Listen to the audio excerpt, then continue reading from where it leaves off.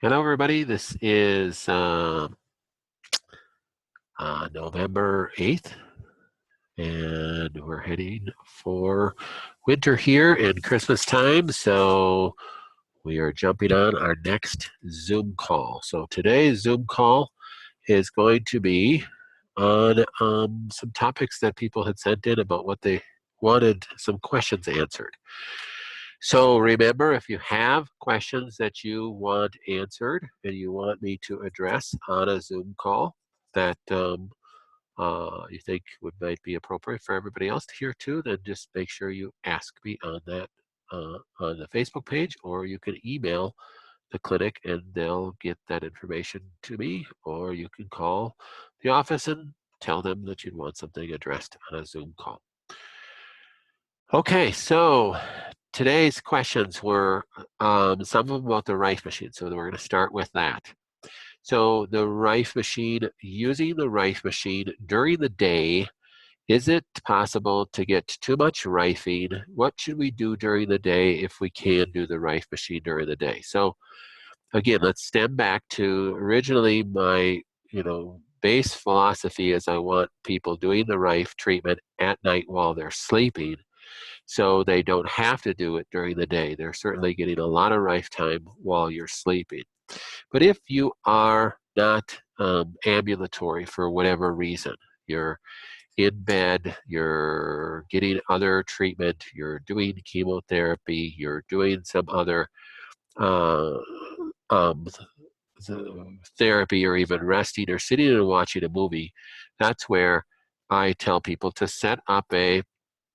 make your bedroom kind of a sanctuary for yourself to be able to Rife at different times. If you're going to sit and watch a movie or sit and watch a football game or read a book, you go in your bedroom and do some other Rife programming. Now, if you request to me, I will write some specific programs, some short programs to you, and I can send it to you on a flash drive. So just make that request to me. But there are thousands of programs on your Rife machine already that may be very appropriate for you to run. In the normalizing, a folder that's titled Normalizing Frequencies, there's numerous different programs that I like. One is the Accelerated Healing Program. One is the DNA Repair Program. One is a Detox and Lymph Program. And I would challenge you to just go through the alphabetical list of the programs that are on your Rife. And if any of them jump out at you that, boy, I should run this, this looks interesting, run that program. Some of the programs are just a couple of minutes long. Some of the programs are a couple of hours long, but most of them range in the 30 to 90-minute range. So another question is, do I have to run the whole program to have the effect of it? No, you're running frequencies.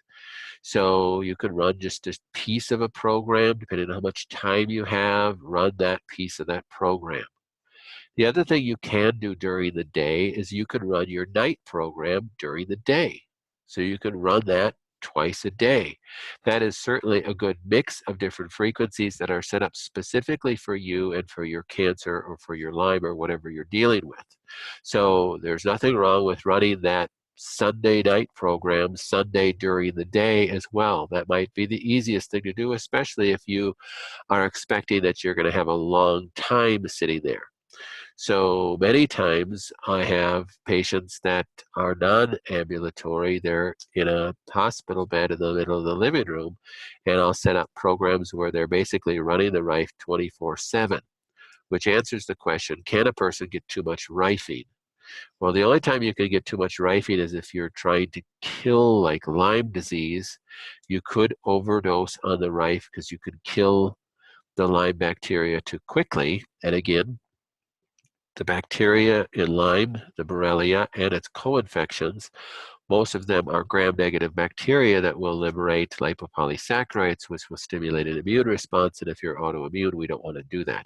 So you can do too much rifing if you're running kill programs. If you have Lyme disease, you cannot do too much rifing if you have cancer. Now, if you have Lyme disease, you can run other non-kill programs during the day that will not stimulate an immune response but just make sure you check with me about that.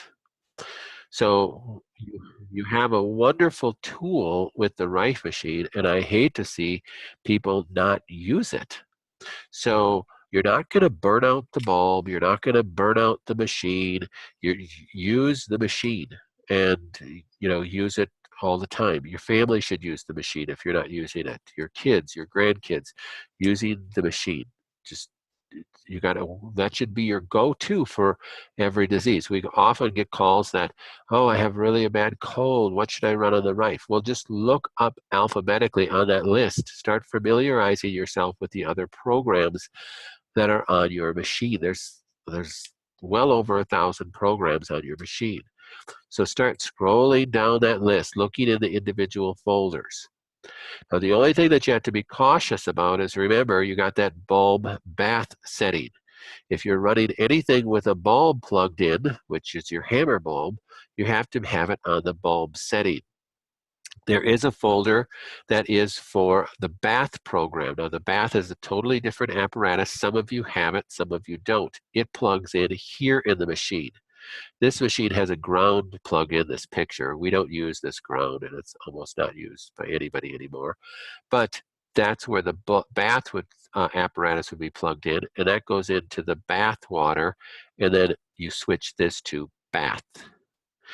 And then you're running the bath programs. That's the Ion Pro Wave.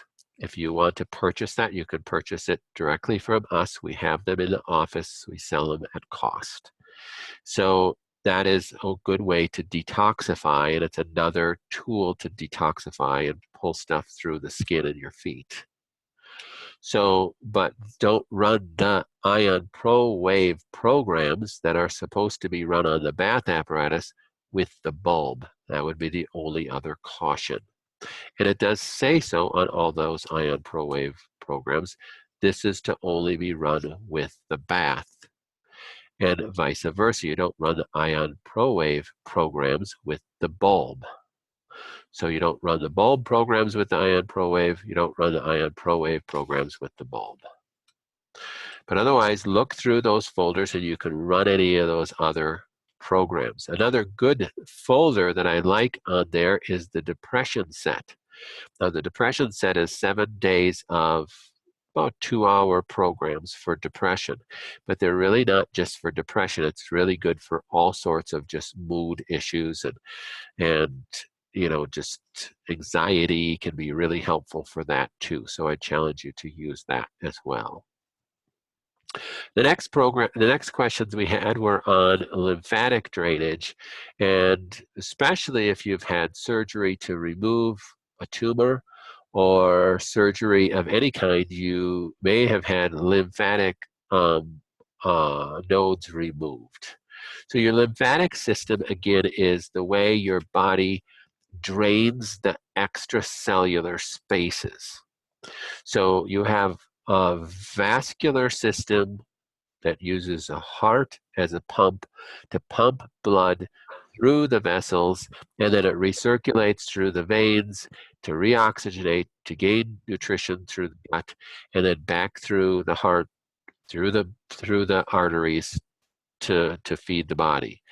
Now think of that. So red blood cells feed the tissue with oxygen, nutrients pass through the capillary walls, get into the tissues, get into the cells in order for the cells to do all their function, and then the cells produce waste, and outside of the cell membranes, the waste is expelled, and that waste has to be carried away somehow.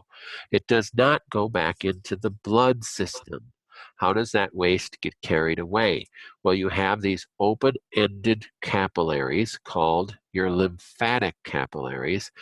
Think of them as storm sewers on a street. So you have storm sewers so that when it rains, the water runs down into the storm sewer, down the pipes. Well, that's kind of like your lymphatic system. These open-ended capillaries that drain back to larger vessels, lymphatic vessels, through lymph nodes, and lymph nodes are part of your immune system. They have a lot of T lymphocytes, and macrophages to kill any bacteria or viruses or pathogens that are traveling through the lymphatic system, because it's all waste. So think of what could go through a storm sewer. It's a lot of garbage. Well, that's really what's draining back from your cells and from the spaces between the cells, called the extracellular spaces, is a lot of garbage. And so you have this capillary system that's bringing it back. So the lymph nodes are very important in order to drain that area so that you have healthy tissue. And if you have your lymph nodes removed, well, then you have a greater risk of having lymph stasis, because you're removing where these lymph vessels have to drain to, and you can have lymph stasis, meaning that it's like the storm sewers getting stuffed with leaves. Then where is this when we have a torrential downpour, or a 5-day steady rain, which your cells are constantly giving off waste? Where is that waste going to go? And that lymph stasis is going to be seen as swelling. So if you had lymph nodes removed in this area for breast cancer, you have a greater risk of lymph stasis in this arm, and you could measure a larger arm here because you got swelling in here. So what are some things you could do to help with lymph stasis? Even if you didn't have surgery, you could have lymph stasis because of other reasons. If you had any injury, you could have scar tissue, and that can clamp down on the lymph vessels. And understand the lymph system doesn't have a heart that pumps this through. So if you're sedentary for any reason, you're tired, you're fatigued, you're not getting out of bed as much, you're not exercising. So without the action of contraction of the muscles that's actually physically squeezing these lymph vessels and pushing the waste through the lymph vessels, you could get lymph stasis. Inside the lymph vessels, you have valves that go one way. So the valves open up to let the fluid go through when you contract a muscle, and then they close so the fluid doesn't go backwards. So it's allowing that lymph to travel in this direction to get back to the main lymph nodes to then drain to the bloodstream, and then to the liver, and then to the kidneys and out of your body. So there's different techniques to help with lymph stasis. Now, the number one thing that helps lymph flow, I already mentioned, it's muscle contraction. So if you don't have muscle contraction, you have a greater risk of lymph stasis. But there's a bunch of other tools that you could do. So in your manual, in your binder, you have a bunch of these things in behind the diet part of your manual before you get to the it's in the first section of your manual at the end, the back of that first section. There's dry brushing techniques. There's vibratory plates. These vibe plates are really good. They're really good for your brain too, but they're really good if you stand on these vibe plates. They can really help you move lymph because they stimulate your muscles to microcontract. So in that contraction of the muscles helps move lymph. The PEMF is a good lymph tool. This machine here used to be really big on the market a number of years back. It's called a Chi machine. You lay down on the floor and you put your ankles in this, and it goes back and forth and back and forth. And if you don't have a low back condition, it's actually quite comfortable. It's very relaxing. You just want to, they're very readily available on the market on Amazon now. You just want to get one that has good, a larger base like this one does. There's some cheaper ones with a skinnier base, and I'll just tell you, I've had them and they just hurt your ankles, and you don't want to do it. So this one has more of a rubber base, and you can even put a towel in there, but you need it deep enough so your ankles aren't falling out of them. But these are very comfortable and relaxing as long as you don't have a low back condition. Laser, class 4 laser is wonderful for lymphatic motion. That's a big key component of that. A lot of people ask about, can I do a lymphatic massage? Is that okay for me? Is that too much. The thing I'd caution you about doing a massage is if you've never had massages, you got to go really slow. And you don't want to massage right by the site of a cancer. That would be the second caution. And when I say go slow on a massage, don't let somebody do a deep tissue massage on you if you've never had deep tissue massage. You're going to push around a lot of toxins. And if you have had surgery where they've removed lymph nodes, there's going to be difficult for them to find a place to go. So there is a technique in massage therapy that many massage therapists have been trained in a lymphatic in what's called lymphatic massage. Now, most massage therapists know how to do this, but you're massaging in the direction of the lymph nodes. So you'd be massaging in the direction of where you want the lymph to flow. So you're moving in that direction. Now, a lymphatic massage is a little bit different than a deep tissue massage, but again, there's a bunch of different massage therapists that have had some to little training too. So you want to go to somebody who has had training. I used to have a massage therapist on staff that actually was trained in cancer massages. So there is training available in that, and that was some years ago. So there's probably even better training today. But helping the waist move back towards the heart is what you want to do typically in a lymphatic drainage massage. But again, I caution you to be careful because you can stir up a lot of toxins in the tissue that just make it harder on your body, and you could feel really sick afterwards. And I will testify to that personally.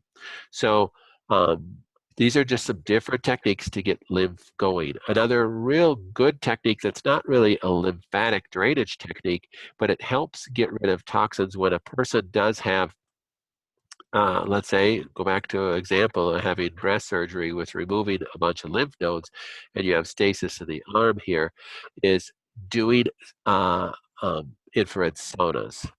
So doing a sauna can be really helpful because you're helping your body detox other than going through the lymphatic system that brings it back to the blood vessels, that brings it back to the liver and the kidney. So you're bypassing the liver and the kidney and helping you use your skin as an organ of detoxification through a sauna. But again, if you've never used a sauna, you got to go slow on that, and you got to build up time. And many people can't sweat in a sauna because they've just never done that before.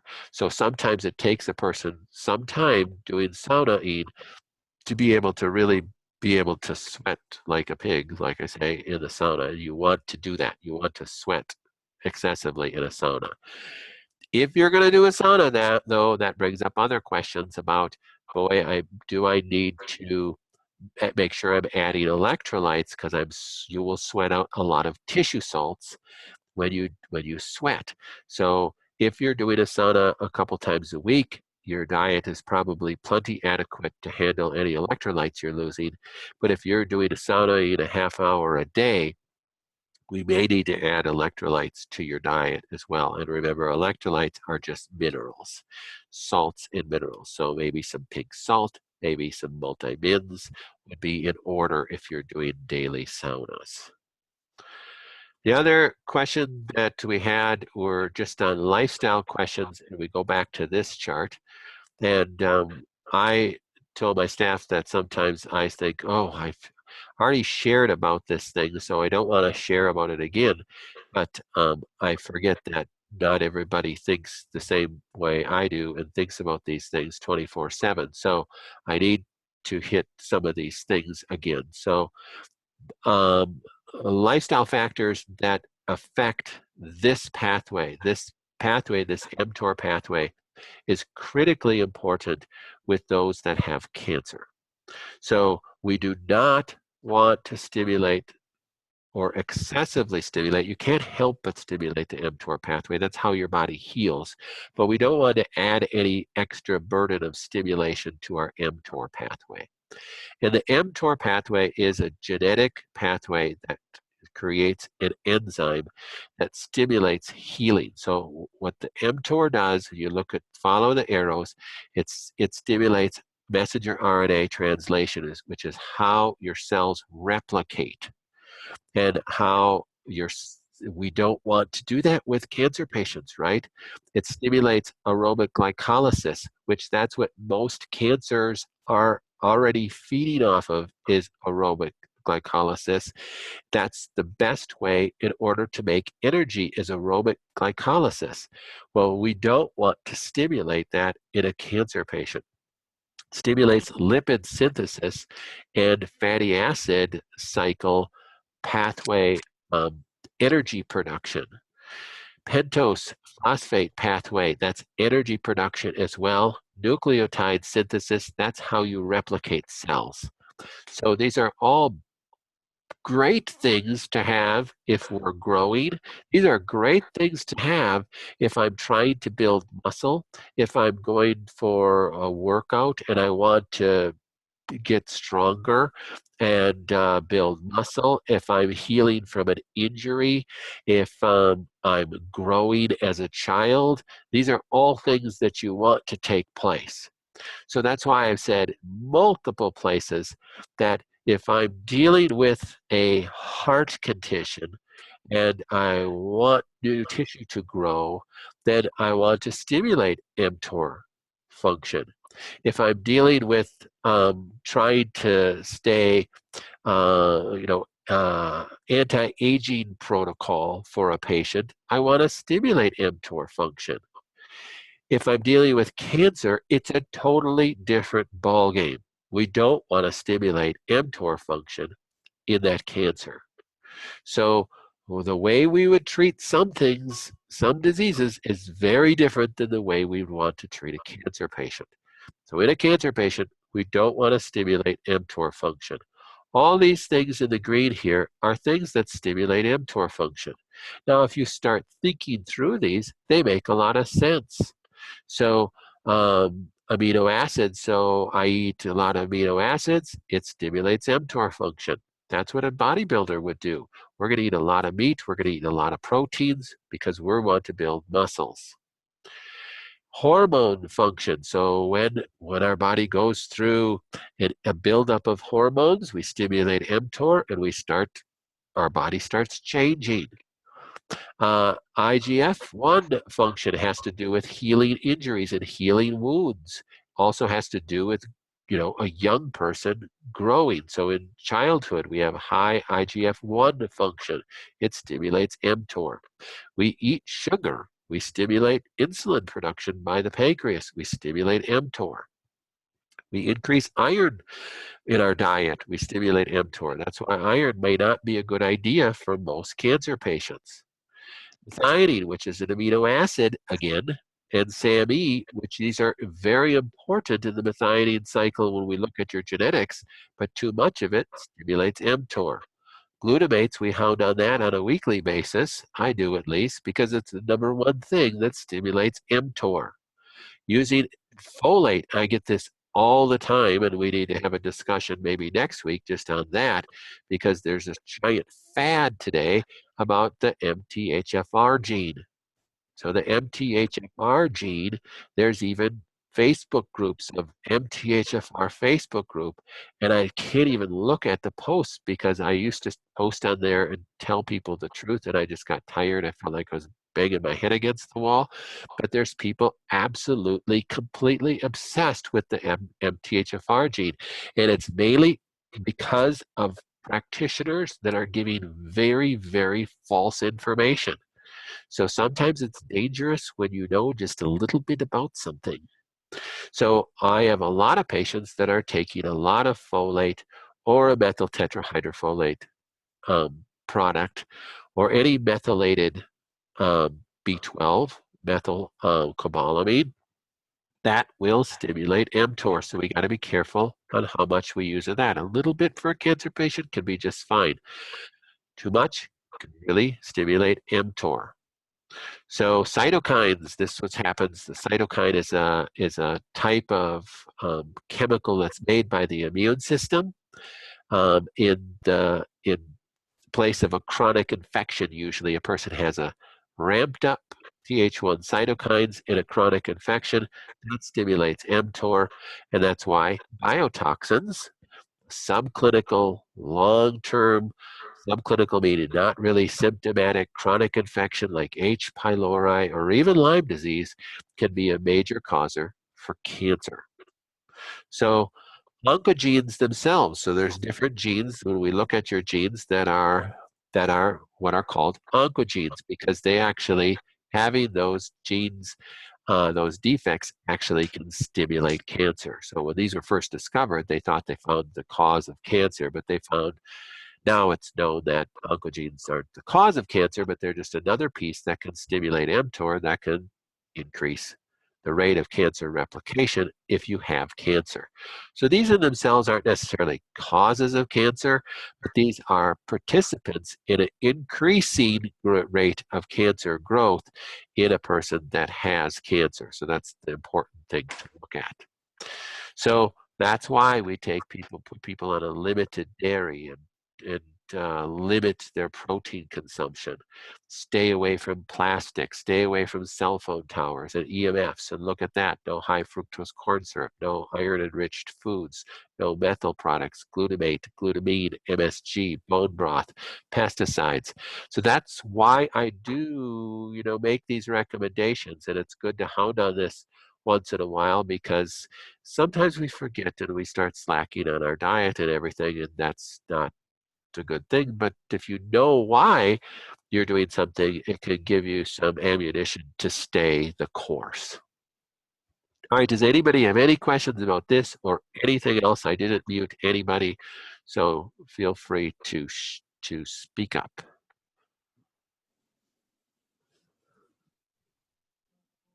All right, we are at our end.